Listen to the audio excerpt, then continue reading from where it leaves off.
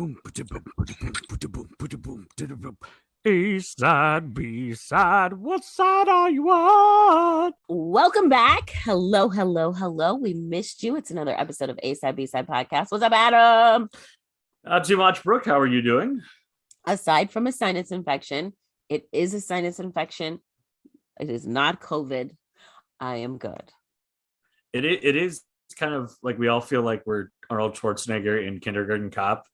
Anytime, like, you know, it is not a tumor. It's not a tumor. It's like anybody sneezes or sniffles or like coughs in public, everyone looks at him and you got to be like, it's not COVID.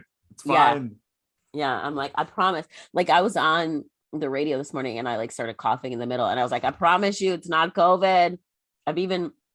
I finally found a doctor locally and went in for a checkup and she checked my lungs and my breathing is good. I know it's not COVID. Okay. Right.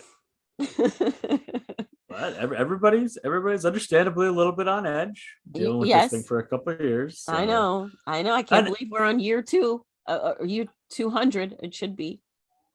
Well, I mean, we're almost into year 3. I know. I mean, because the first shutdown up here in at least in Minnesota was March 17th. So we're about St. Patty's Day. We're about a month away from that. So fingers crossed. Maybe third year's the charm. Heading into season 5.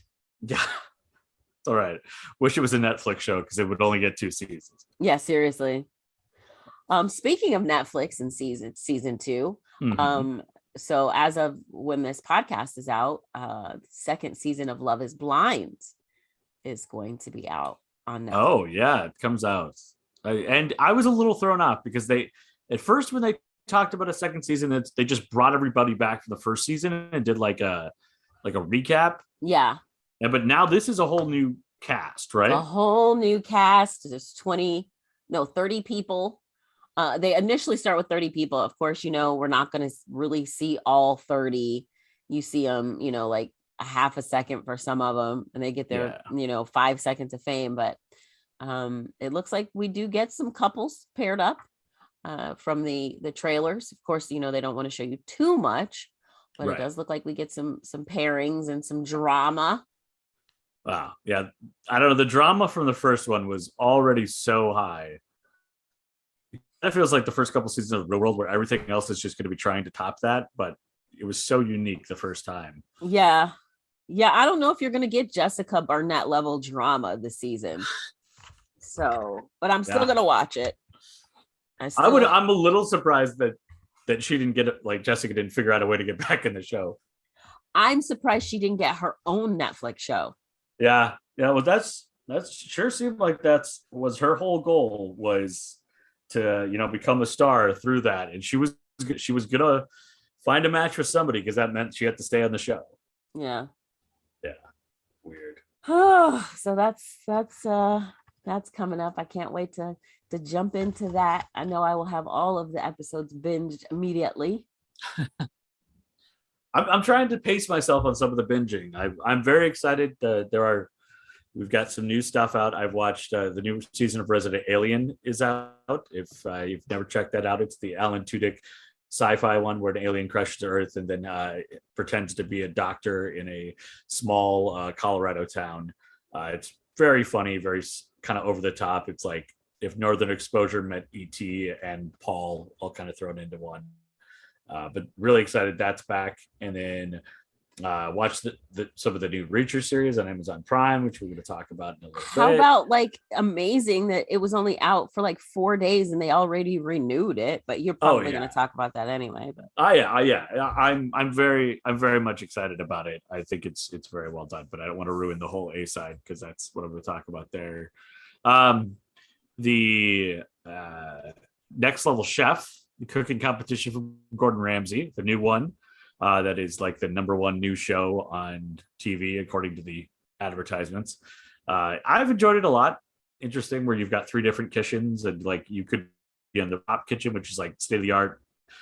Middle kitchen's like just a regular, like decent restaurant, and the basement kitchen is like literally just a basement with no blenders and some like busted knives, and they all got to make the food. It's very an interesting experience. I was hoping to be able to talk today about the movie that came out this last weekend that is the biggest bust of 2022 or the biggest bust of like the last few years, but Moonfall. Oh, yes. I Which know some people that saw it and they were like, it was so bad it was good.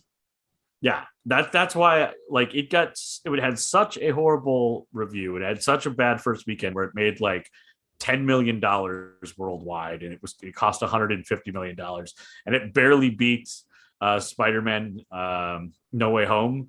I think Spider-Man No Way Home had like 9,000,008, so it only beat up by 200,000 in its like 8th week.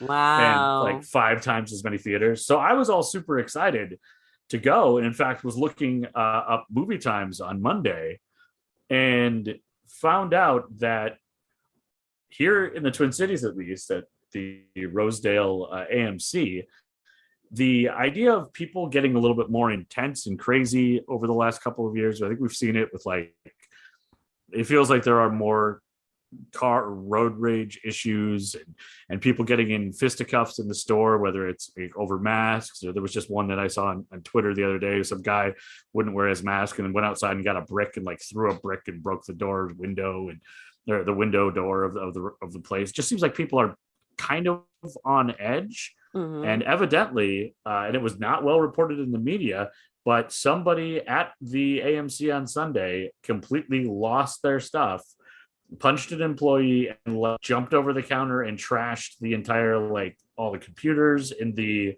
like food, the snack food area, and like they were shut down for like a day and a half. Oh my gosh! Because of one person losing their stuff. So just be careful out there, folks. People are. I don't know if it's weather, if it's the pandemic, but it sure seems like people are like, a lot of people are on a knife's, a razor's edge, or on their last nerve or something. So everybody just take a deep breath, because I was really sad to hear that the entire place gets shut down because somebody loses it that much. Like you went onto the website, the AMC website was like, sorry, temporarily closed. They had it like cordoned off. My AMC, like the app wouldn't let me buy any tickets for like 2 days. So wow, just really over the top stuff. So I was hoping to be able to tell a story about this really crazy movie I saw this weekend that no one should have to go to because it's not going to last very long in the theaters. But then the theater got shut down. So everybody just take a deep breath. Yeah, that's crazy. Oh, and man. It wasn't even like reported in the local news. Like I have a friend who works at the mall, and then they did some digging, and it was like we found tweets about it happening, but like there's so much going on in Minnesota right now that no one even was like, oh, we should report on the fact that a guy lost it and destroyed or messed up a movie theater so badly it had to shut down for a day and a half. Yeah, your city has got way too much going on. Yeah, it doesn't seem like we ever know when to stop. So understandably, a movie theater did not factor into the big stories of the day around here. So Minnesota's still doing its thing. Oh, all right. I was gonna ask you a question about something and I forgot. Oh. Are you excited about the new Oscar Isaac Disney series? The Moon Knight one? Yes. I am. I'm a little. It'll be interesting to see where they go with it, because I don't know if we talked about this last week or I was talking with somebody else about it, but the idea that originally the main entry point was the mercenary character, and then you had the split off identities of like the bookish guy who works in the bookstore and like the cab driver were like the secondary identities, but in the book you're always following like the main like mercenary character, is like that's how you kind of got to know Mark Spector. And it looks like from this one, at least from the trailers, the character that we're going to learn the story from is one of those other ones, and it's not like the mercenary character. It's kind of that character who also doesn't have any idea what's going on. So that can work really well as a way to, because you're both explaining the story to the main character in that sort of Neo goes into the Matrix moment where like he's learning it at the same time the audience is. Yeah. And I think that might be needed because of the layers of religion and mysticism that come along with it. But I'm excited, other than the fact that his accent is just really weird and distracting as that character, at least in the in the previews. It's just a very strange voice that he's using. So I I'm hopeful. I'm hopeful that it's just sort of, one of those things that you catch from a trailer that seems off, but when you're watching it, it's not nearly as distracting. But yeah, I'm very much excited about that. With the new, I finished up Book of Boba Fett this week. I really enjoyed it. It's very much Star Wars fun. The problem with Star Wars and Star Trek or any intellectual property at this point is no matter what you do, there are going to be people that complain. And I'm trying to just get to the point where I just enjoyed it and I didn't overthink it. And so like, oh, does this fit canon or other things? Because if you want to like break it down academically and try to do, look at the, all of the references and whatnot, you can drive yourself crazy. But, I just enjoyed the series. It had its ups and downs, but I'm excited about that. And then Obi-Wan is coming out in May. And then so we've kind of got the Disney's doing sort of like as they have for the last year. It's kind of like the alternating Star Wars and Marvel content on Disney Plus and in the big screen. So that makes sense to me. So I can just kind of bounce from one to the other. I thought I saw another thing, and it may have been the Book of Boba Fett, but I thought that Disney sent me a recent update about something coming up that had to do with Star Wars. Yeah, there's a new Obi-Wan series coming out in May. Oh, yeah. Okay. And then there's the Andor series is coming with from Rogue One. Cassian Andor was. I'm trying to think of the Paz Luna. Was it Paz Luna? No. Who played the character? You are speaking Greek to me. Diego Luna. I don't know what Paz Luna. Diego Luna. Who's that series has already been mentioned as potentially having 2 seasons as well. So it's just, I think the people who complain, we just need to remind ourselves that we were begging for content for years, and we have so much of it now that we are very, very lucky. Yes, absolutely. Even though I'm not a Star Wars person, I know it makes the Star Wars people very happy. Yes, and that's good because then we have to find new things to complain about. All right, so this is last week we had to take a kind of a break. It was just kind of unexpected. There was just a lot of things happening. Some things, a lot of things happening. So we all good things though. All very good things. Very good things. So we didn't have a fight or anything. It wasn't like we had a fight and we didn't talk to each other for like 2 weeks. We are not Florida Georgia line. We are not breaking up. No. There's no Yoko. There's no separate projects in the works. Separate podcast projects. Okay, there we go. There's always something in the works, but it's all good stuff, and it's excited to be back. But that means it's episode 80, right? Yes, that means you get to go first. So I get to go first. And as we kind of hinted at in the opening, there we talked a little bit. There have been a lot of things going on in life lately, whether it is the pandemic on a worldwide scale or continued issues here in Minneapolis, St. Paul area with policing and wrongful death and court cases and just a lot of reality happening. And we've also gone through the last 2 weeks. I work at a restaurant. Suddenly we had to check everyone's vaccines, which was new for this area. And then now today, 3 weeks later, they've decided not to do that anymore.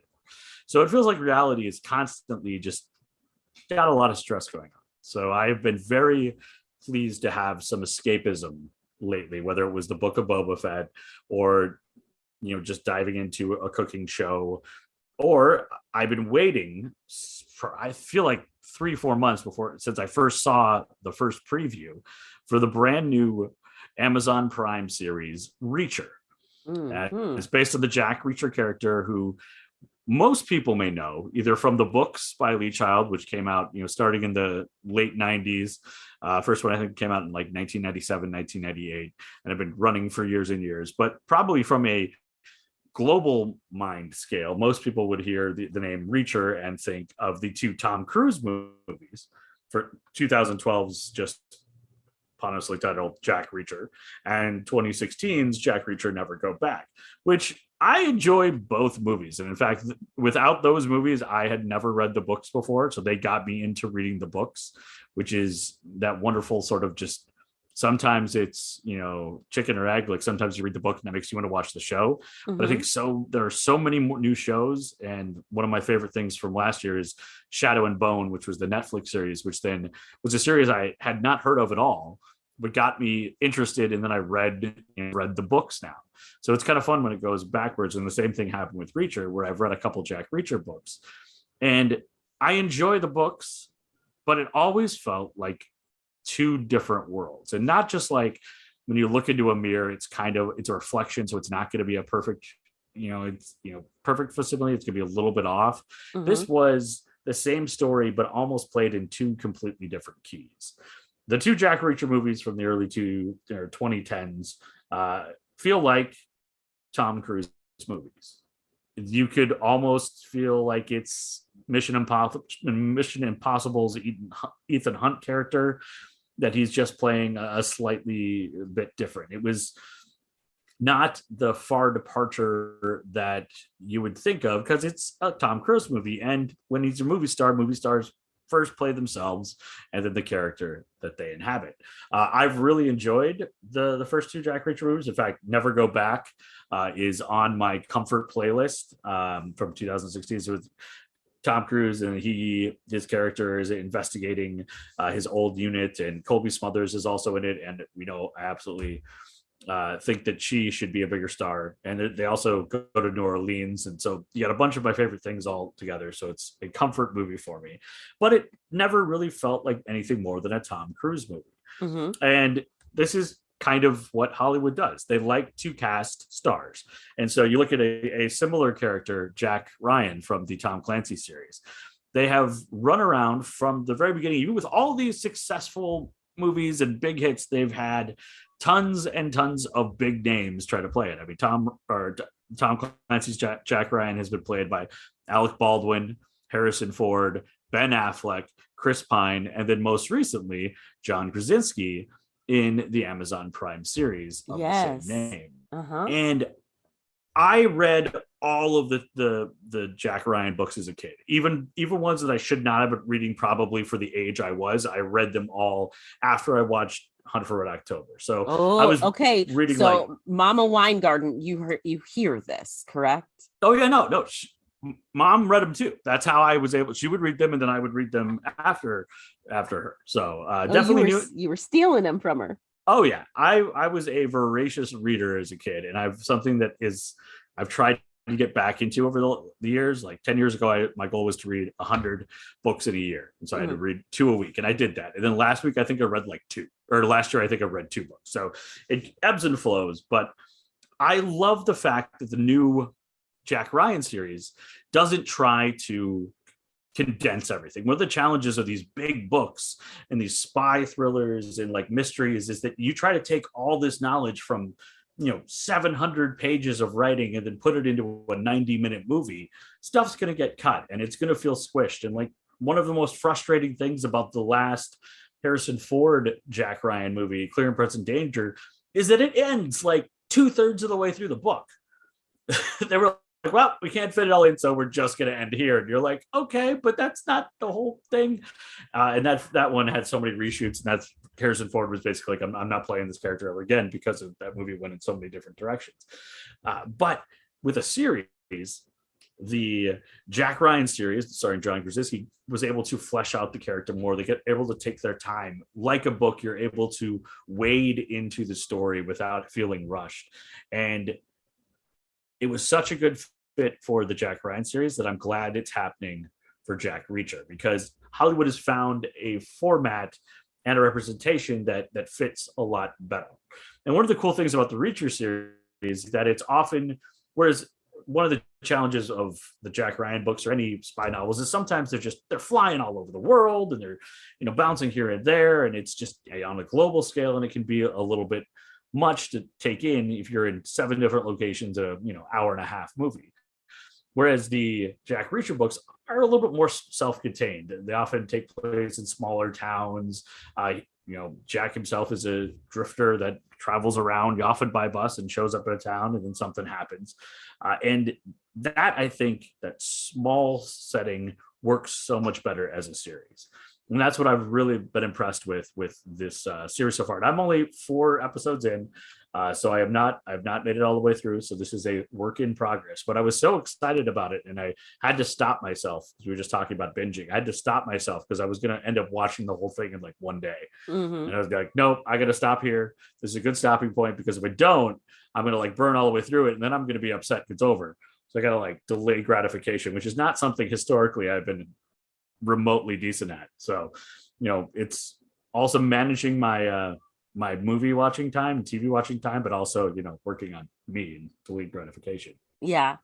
The new series actually picks up with the very first book, which I think is a really nice way to kind of set up a TV series, because now you can just kind of chronologically go through the books. The 2 Tom Cruise movies hunted and pecked through the entire Lee Child catalog of Jack Reacher books and picked the ones that they wanted. So there wasn't really a consistent narrative, because they were always just going to be one-offs.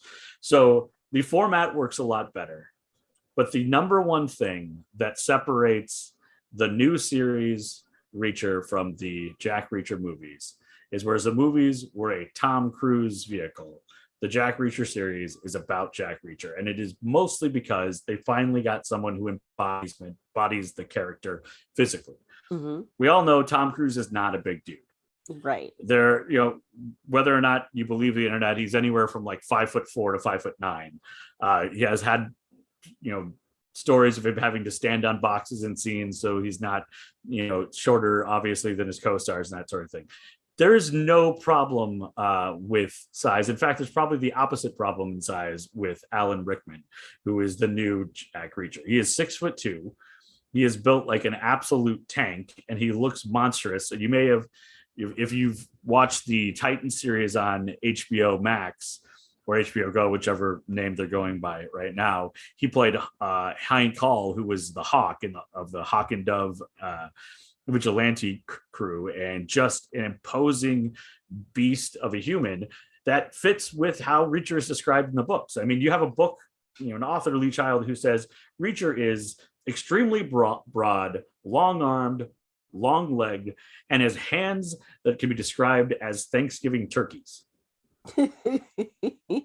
Not exactly when I read that I go, oh, Tom Cruise, obviously, that's who we got to put in there. So it's cool to see the character as embodied just physically, but also Rickman, who I kind of recognized him at first. I was like, okay, I've seen him from Titans, but then you start looking into the background. There's so much more to what he's played that I think gives him a little bit more gravitas for the Jack Reacher character. Mm-hmm. There was a very over-the-top sort of National Lampoons meets college football series that I believe was just on Netflix back in 2010 and 2011 called Blue Mountain State. And it was this fictional college with a football team, and it was, parties on campus, and the seemingly villain at the beginning of the series, Thad Castle, was played by Alan Rickman, and he's just the muscle-bound stereotype villain who turns into a nice guy kind of by the end, all-around chaos football stereotype meathead, and it turned in like the 2 seasons of that. I think he started out as just like a minor character, and by the end he's one of the main characters because of just the stories gravitated to him and how well he could play the character both physically and with a sort of visceral villain comedic role. Like the Jack Reacher series is a lot funnier and more deadpan than I was expecting. There's little lines that I think if Tom Cruise had tossed them out would feel differently than when you're looking at this, hulk of a human who's tossing them out. And I also didn't know that from a fight standpoint, he played Raphael in the 2 most recent Teenage Mutant Ninja Turtle. Yes, I remember looking that up because actually I think, and I'm pretty sure a while ago he was on Will Smith's I think this is what made me look him up. He was on Will Smith's Instagram because I think they were training together or something like, or they're like really good friends or something. Oh, that's awesome. Yeah, I know Will Smith was doing his whole like 2021 workout thing. So Alan Rickman would be a smart person to work out with because he looks like he's a superhero. So physically, he completes it a lot better. Also, the comedy is there. The visuals help tell the story. I mean, when he walks into a scene and just towers over everyone, that's how you, when you're reading the book, you would expected it to be. And so that feels a lot more natural, and allowing the story the room to kind of grow makes the mystery unfold a lot more interestingly to me, as opposed to being done as fast as possible in the movie. The pacing is well done for each of the episodes. They don't drag. That's why it's so dangerous when you're watching it, because you can easily binge 3 or 4 and then go, oh shoot, where did Tuesday go? You have to be careful. There are a lot of solid performances. You got the rest of sort of Reacher's investigative team. It is a deputy and a detective from the small town. Willa Fitzgerald plays the deputy Roscoe Conklin. Malcolm Goodwin is Detective Finley. They're both quite good. I haven't seen them in a lot else, so it's always fun to kind of see people or see new folks, but then it's also cool to see faces that you do know pop up. There are a bunch of flashback scenes in the first few episodes because the story revolves around Reacher and his brother and growing up. And then so they flash back to when they were kids a lot. And one of the actors that plays, or the actor that plays young Reacher in the flashback scenes is as Maxwell Jenkins from Lost in Space, which is another show that I have been holding off on binge watching because the 3rd season is out now, and it actually came out in mid-December. But it follows the Lost in Space family and the kids who've been growing up filming this show since, I think Jenkins, I think he started out when he was like 10 or 11, and now he's 16, 17, 18. So it's kind of cool to see them grow up. Kind of that same thing we saw with the Harry Potter folks. But I also don't want it to be over. So like, I know as soon as I start that final season, I'm going to have to just accept that this story ends. And I'm not quite ready for that emotionally. One of the many things we're working on. But it was cool to see him pop up.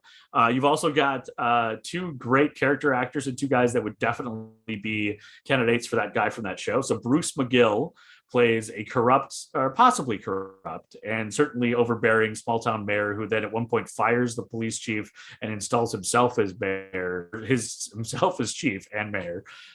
He's been in just a little bit of everything, all the way back to cop shows in the 80s and 90s.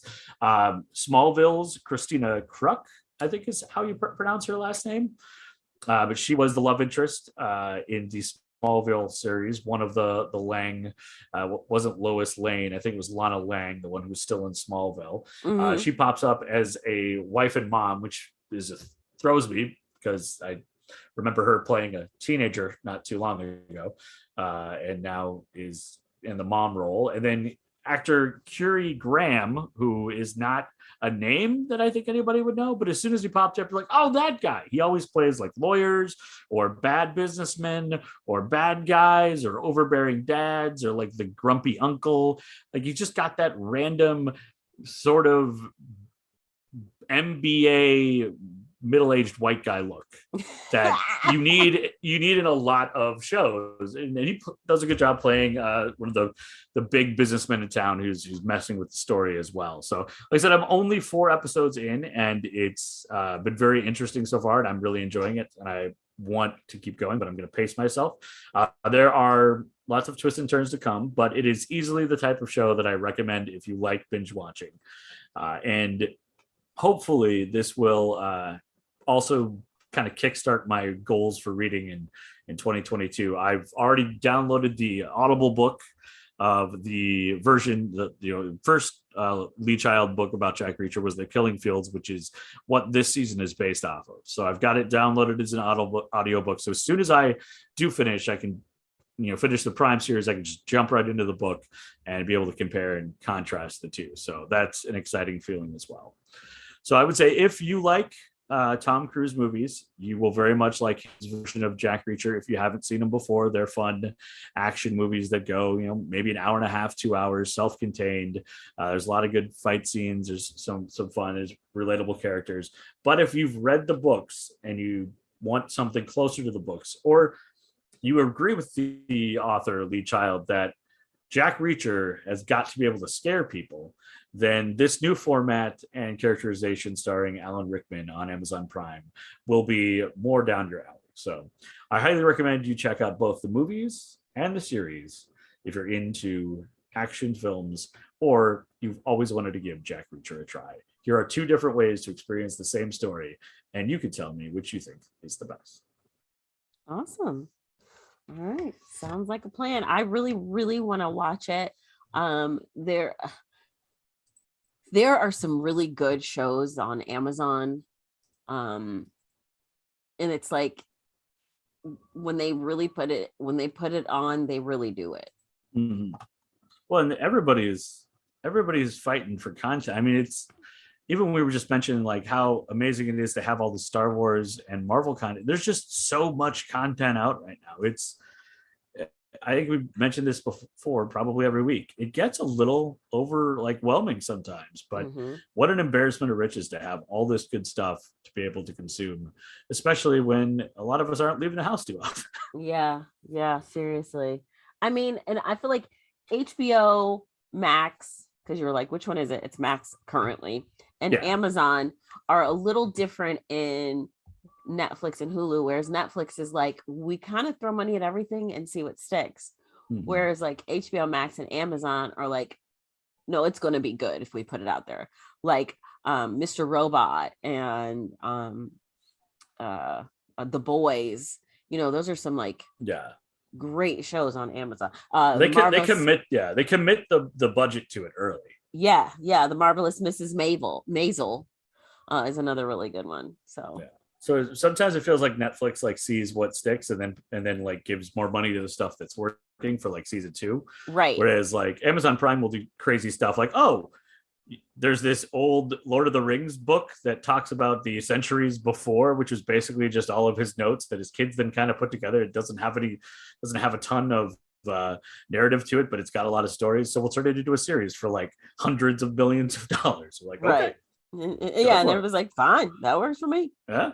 It's a good problem to have. Oh, all right. So is that the A side? That is the A side.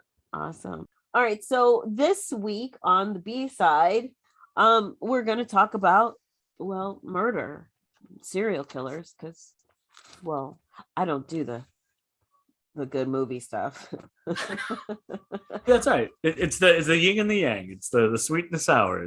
Sometimes they're made into good movie stuff. Yeah. But So we got the escapism from reality, and then we've got detail about reality. Reality that often feels like fiction. Oh my goodness! All right. So this week we are going to be talking about Patrick Kearney, aka the Trash Bag Killer. Not killing trash bag. No, I saw this real fast. It made me think of this because the name like the Trash Bag Killer, you're like, what? I saw this TikTok and it was like this guy is driving and he pulls over and he picks up like a hitchhiker and they like small talk and then the guy's like, wait, you're not a serial killer, are you? And he's like, wait, you're not a serial killer too, are you? And he's like, wait, are you the hitchhiker killer? And then he's like, wait, are you the hitchhiker picker upper killer? And it was really kind of like playing on these like ridiculous names that these serial killers get. Very over the top. And then of course, if they probably were, they'd be like, well, who's going to kill who? And yeah, exactly. That's exactly the end of the TikTok. They're like, so what happens now when there's two serial killers in a car? So Patrick Wayne Kearney is top tier gross. Like he is top tier gross. Like not only because he's a serial killer, but he's also a zoophile, a pederast, a molester, and a necrophile. I don't even know what like half those words mean. They all sound bad. Yeah, and I kind of, Adam, wanted to give you like a heads up before we got into it because I know you and you're going to be Googling these terms as we're talking about it. Yeah, but I'm going to be real careful about how I spell these things. Yeah, please do. So Patrick was born September 24th of 1939 in East Los Angeles, and he was the oldest of 3 boys. His family background was middle class and what would typically be called stable. As a child, Patrick was rather sickly and thin, which kind of led to him being bullied, and he was kind of beat up often. And his tormentors would call him queer, despite the fact that he displayed interest in his fellow female classmates. In his teens, kids are never known for letting the facts get in the way of a good, taunt. It's true. If they're, they talk about like adults being bullies. There's no better bullies than kids. Oh, no, middle schoolers especially. Oh my gosh. Well, I think it's John Mulaney, the comedian, has a line in his special New in Town, which is an amazing comedy special. And at what point in my life I actually forced anyone I was dating to watch it with me to see if we could continue dating, which probably hindsight says a lot of things as well.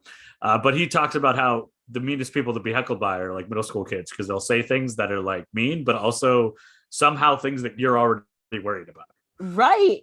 And it's like, how do they know these mean butts? Yeah. Like his line was that he'll be walking down the street and some middle schooler will be like, there goes that guy with feminine hips. And he's like, stop it. That's something I'm already self-conscious about.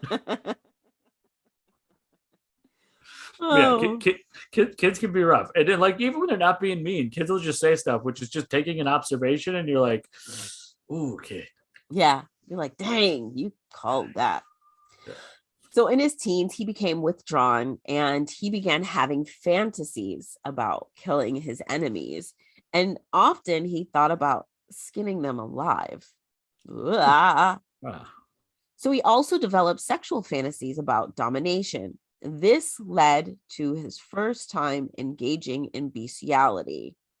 He was 13 years old and he became intimate with his family dog. Yeesh. This was an urge that would continue through his life pretty much until his arrest. Who, how, why? No.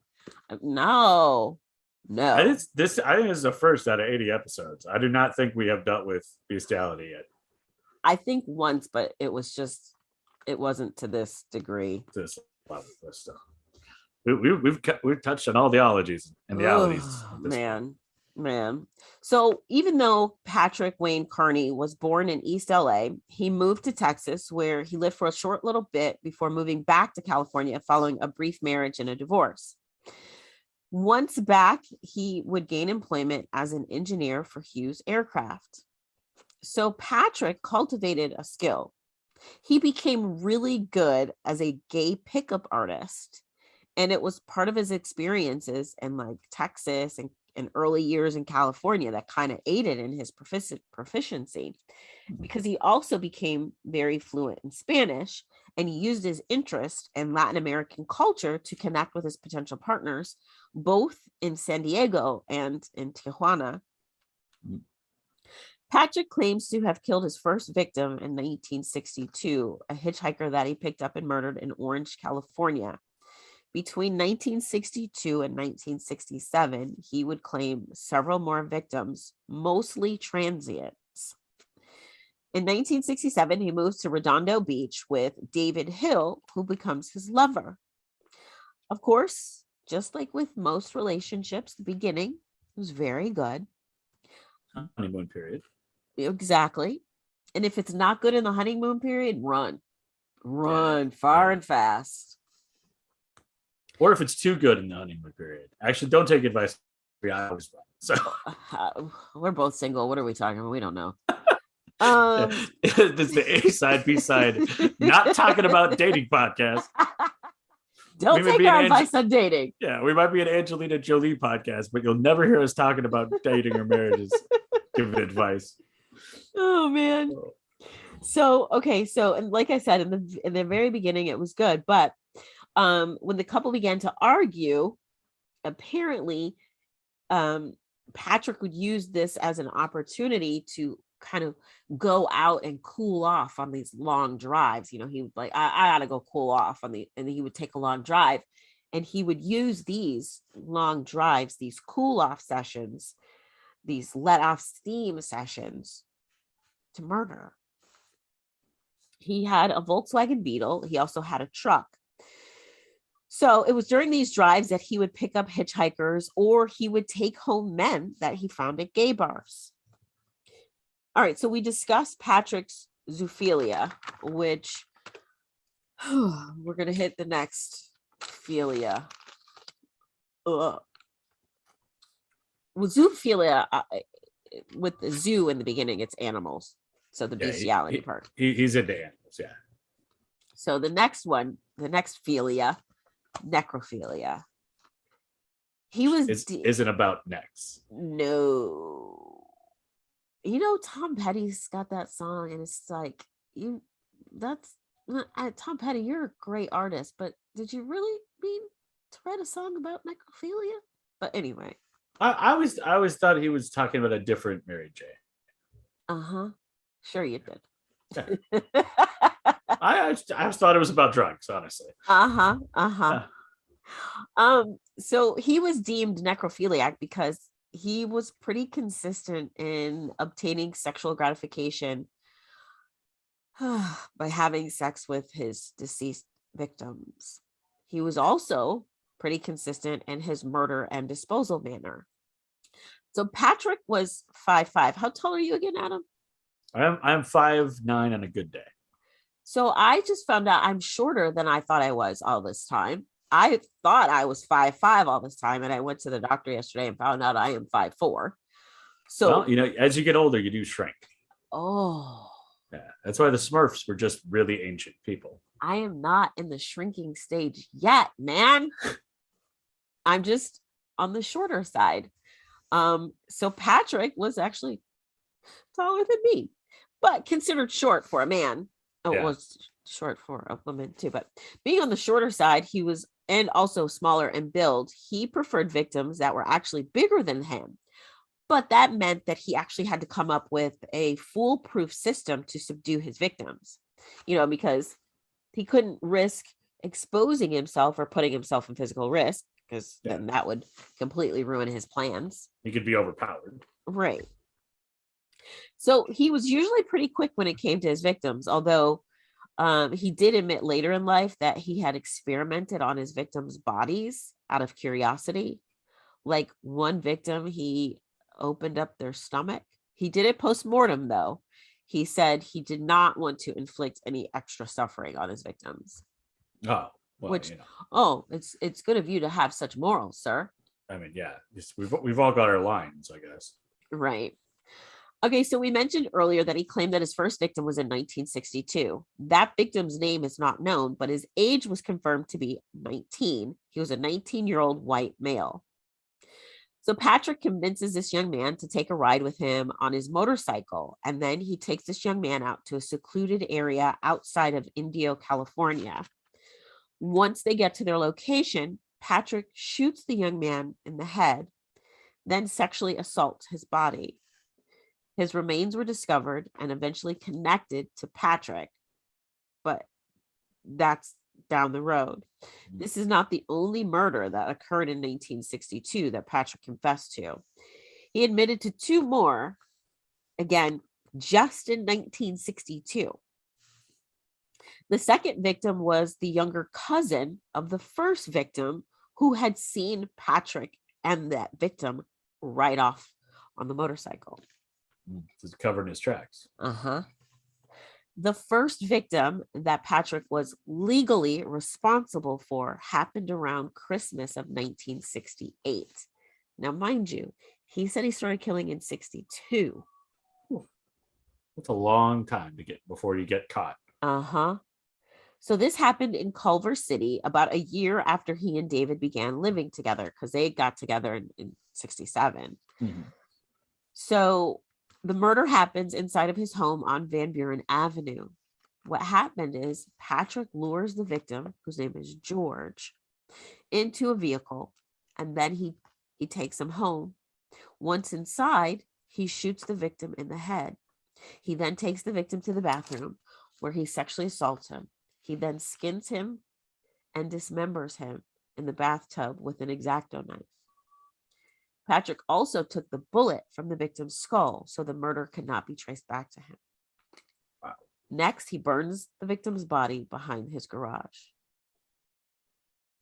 Now, I know I said that he was at his house, but David apparently was not home during the time of the murder. Yeah, and like, how do you? I mean, we've all seen enough CSI to know you shoot somebody as soon as you walk in the house, there's going to be some trace evidence left behind. Right. Oh, so it seems that he took like a year off or so, because the next murder seemingly happened like a year later, maybe out of fear that he would get caught, or probably that they were to inquire about George. But and still, that's the only thing we know about this victim, is that his name was George. Oh, wow. Patrick's MO grew more refined over time, which allowed him to become much more efficient, and he started killing more frequently. In 1974, we started in 62. 12 years in. Yes, it's estimated that he killed on a monthly basis. He picked up victims along the freeway or at gay bars in his Volkswagen or in his truck. He would typically shoot his victim in the temple with a .22 Derringer pistol. He would hold the pistol in his right hand while steering with his left. And he was always very cautious to follow the speed limits, and he would drive the guidelines because he doesn't want to call attention to himself. Right. Other than driving with a dead body. Right. But unless there's blood splatter, which I can't imagine that there's, I don't know. And it's night and dark. And right. Exactly. Yeah. So if you see someone slumped against the window at night, 2:00 in the morning or whatever, you might just think they're passed out. I don't know. Yeah. Yeah. Well, who even spends a lot of time looking into other cars anymore? You got so many things going on in your own. Oh, well. So after his murders, Patrick would leave the body slumped upright in the passenger seat, and he would drive to a secluded area, and he would sexually assault his victims. Again, you're driving at 2:00 in the morning, somebody's just going to think you're passed out. Yeah, or sleeping. So, that's what I said, passed out. Yeah. Isn't that the same thing? When you pass out, don't you go to sleep? Yeah, but you could also pass out not from tiredness, but from drinking or something. Oh, well, yeah, that's what I meant. Yeah, but okay. So after having sex with his victims' bodies, Patrick would usually remove the bullet from their skulls, and then he would mutilate and dismember them using a hacksaw. So he upgraded from his X-Acto knife. Yeah, I was gonna say, like, it'd be quite the advertisement for X-Acto if that thing just kept going. He would then put the victims' body parts in trash bags and dispose of them in canyons, landfills, and freeways. And sometimes he would even dump them in the desert where the meat-eating animals would get to them. Yeah. He would sometimes drain the blood to eliminate the odor, and he would at times bathe the body parts before disposing them to minimize the presence of dried blood and fingerprint evidence. Wow. You clearly spent a lot of time refining this process. Yeah. I guess when you do it enough, so there were times when Patrick would beat his victims after their deaths. His younger victims, he would suffocate and then dismember, similar to the older victims. So Patrick has said that beating his dead victims was a cathartic release and a way to suppress anger, and it also gave him a sense of power.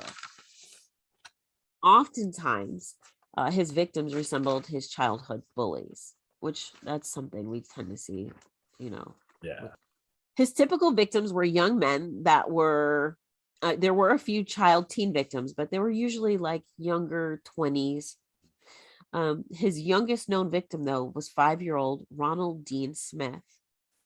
Little Ronald disappeared in Lenox, California on August 24th of 1974. And his remains were discovered in Riverside, California, about 65 miles away on October 12th of 1974. Another young victim was 8-year-old Merle Hondo Chance, who disappeared while riding his bike on April 6th of 1977. it's reported that his ride took him close to Patrick's job. Patrick's claims are that he smothered young Hondo, resulting in his death. Then he took his body home with him overnight, and then he disposed of Hondo's remains in the Angeles National Forest off Angeles Crest Highway, about 11 miles north of Altadena. Hondo's extremely decomposed remains were discovered on May 26 of 1977. Merle Hondo Chance is Patrick Kearney's last known victim. But it wasn't that victim that actually led to his capture. It was his second last known victim. Would you use penultimate in that case? I think you would. Yeah. Okay. It was John Otis LeMay. It was John Otis's death. Of course, like I said, that led to his capture. It happened on March 13th of 1977, around 5:30 p.m. on that Sunday. John Otis tells a neighbor that he's going to Redondo Beach to meet a man named Dave that he'd met at the gym. Remember, David Hill is Patrick's lover. He had given John the address to his home that he shared with Patrick. So John arrives to the house, but David's not there. Patrick invites him in to wait for David and watch TV. Wink, wink. Once inside, Patrick shot John in the back of the head. He then dismembers him and disposes of the remains in the desert. At the height of his killing spree, Patrick pretty much went unnoticed, except by a local grocery store owner named Jerry Stevens. He noted that Patrick bought butcher knives on multiple occasions after inquiring about their steel quality, because that's a normal question, right? Yeah. I mean, you don't want to accidentally cut yourself. Jerry Stevens described Patrick as a, quote, loner with an eerie sense about him. At work, he was considered a model worker. I don't know why I started so hard on that. No, So John Otis's remains were discovered on March 18th of 1977, 5 days after his death. Police had visited Patrick's residence before Hondo went missing and discovered that John Otis had been seen with both David and Patrick. Patrick quit his job. The couple flees to El Paso. Fortunately, they went because they had family there. Fortunately, their families in El Paso convinced them to turn themselves in, which they did. wow. So after questioning and further investigation, 36-year-old David Hill was released and cleared of any involvement in Patrick Kearney's murders. After his arrest, It feels very unlikely that, but okay. I mean, they must not have had evidence. They couldn't have. And I mean, if he's going, like, he leaves and he goes off on these drives, the only thing is if he's bringing people home, like, how is there? Right. How is there not something? Like, how is the house shooting people inside the house not having ever questioned? And he gave his address to this kid who was the last kid, not the other guy. So, but then, I mean, you hear stories of people that live with, look at Ted Bundy.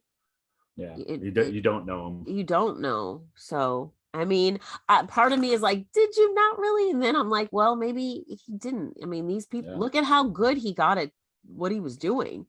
Yeah, he had quite the pattern.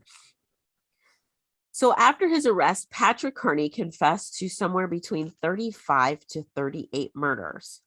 He was charged in only 21. It is believed that he's responsible for, like, way more. I mean, think about it. A murder a month, and he'd been murdering for years. For a very long time. So to avoid getting what would have absolutely been the death penalty, he agreed to plead guilty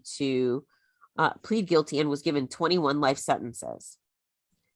Unfortunately, there wasn't enough evidence to convict him in the other murders that he confessed to. I wish you could just, like, take somebody and be like, well, I confessed. Yeah. But I mean, I know that's not how it works, but still, and at that point, I mean, yeah, that's never true. getting out. Yeah. So Patrick Kearney is currently at California State Prison, Mule Creek, and he's been there since 2014. He's been moved other places, but he's been at that along facility. Yes. Along with being dubbed the trash bag killer, he was also called the Freeway Killer, a nickname that he shared with two completely separate serial killers, William Bonin and Randy Kraft. William Bonin was born January 8th, 1947. He had somewhere between 14 to 21 victims. We'll cover him in another episode, as well as Randy Kraft, who was born March 19th of 1945. He was also dubbed the Scorecard Killer and had somewhere between 16 to 67 victims. And we'll cover William in another episode as well. But there you go. That is the story, the life, the capture, all of it, of Patrick Kearney, the trash bag killer. And it's just amazing at how many times we find that these people have been preying on, seemingly people that won't be easily missed, like people that are living on the street or somebody who's traveling by themselves or a child, where, they're preying on the truly vulnerable. And you wonder, how long these things go on before, finally gets caught. I know. And here's the thing, I realize logically there are millions of people in the world, but when you hear about these people killing 15, 30, 60, it's like, how? Like, how are we not running out of people? Which, like I said, I know logically there are millions of people, but it just seems like, are we gonna, how are you killing all these people? Yeah. How is this not being more, obvious? How are we, why is it taking us so long to catch up? Yes. But there you go. As far as I know, because I know you like this information, Adam, there are no movies based on him yet. Which that feels weird too, but usually there's always a, Criminal Minds episode. I know. Oh, but there you go. All right. So that is the B-side.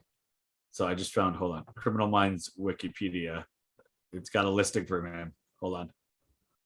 On criminal, never directly mentioned a reference. Darn it. All right. I thought we'd find one. I told you, I looked it up. Well, I know.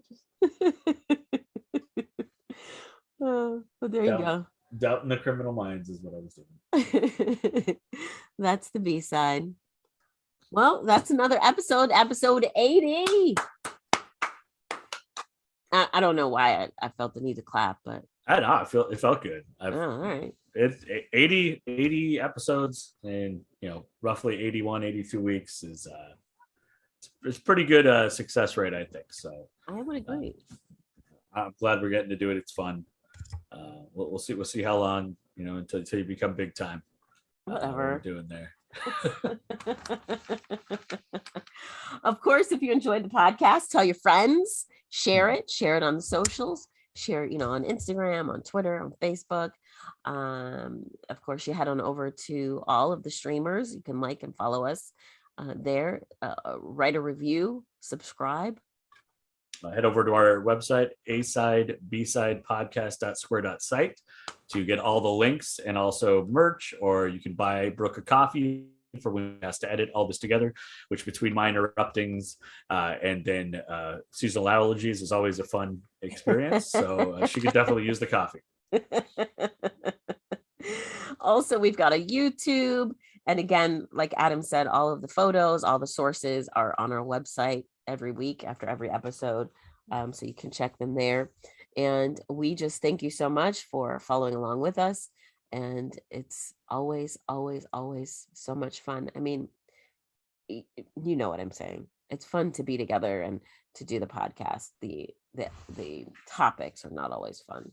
They're not always fun. No, my side tends to be funner, but that's because it's not true crime, and true crime rarely has a happy ending, even if it comes to a justice ending as it did this time. Yes.